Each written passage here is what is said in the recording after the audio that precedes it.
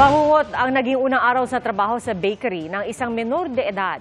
Hinalay kasi siya ng kanyang amo.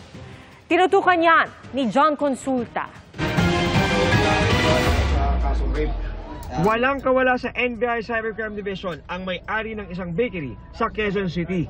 Isinumbong siya ng 17 anyos na trabahador na babae sa bakery. Meron tayong minor from Mindoro, naghahanap ng trabaho.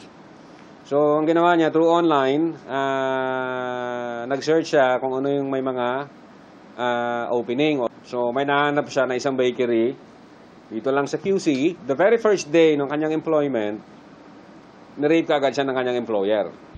Positibong kinilala ng biktima ang suspect na siyang nang abuso sa kanya at itinuro pa ang kwarto kung saan naganap umano ang pangahalay.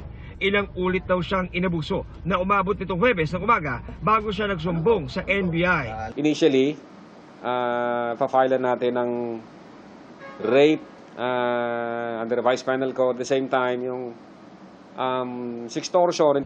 Sinusubukan pa namin makuna ng pahayag ang suspect na kasalukuyang nasa kustudiya ng NBI Quezon City.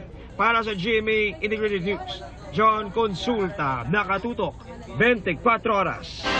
Mga kapuso, patuloy na tumutok sa mga balita. Mag-subscribe sa GMA Integrated News sa YouTube.